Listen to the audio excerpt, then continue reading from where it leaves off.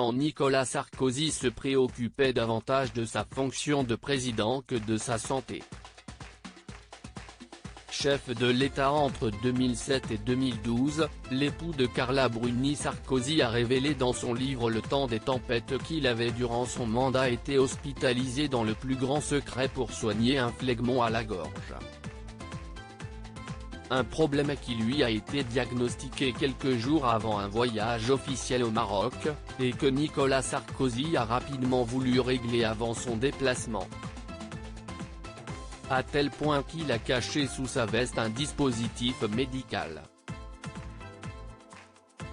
Alarmé par une déformation de sa gorge, son médecin personnel avait immédiatement demandé à ce que le chef de l'État soit hospitalisé au Val-de-Grâce à Paris. Mais préoccupé par ses devoirs de président, Nicolas Sarkozy a demandé une opération immédiate, sans anesthésie, afin de ne pas rester trop longtemps dans l'établissement médical. Une intervention douloureuse, qui a par la suite été réitérée avant son voyage officiel, durant lequel le président de la République a été contraint de porter un cathéter antibiotique dans le bras, et qu'il avait soigneusement caché sous sa veste. Nicolas Sarkozy, personne ne m'aurait cru. Une intervention qui n'avait à l'époque pas été dévoilée par Nicolas Sarkozy, qui avait mis peu de gens de son entourage au courant.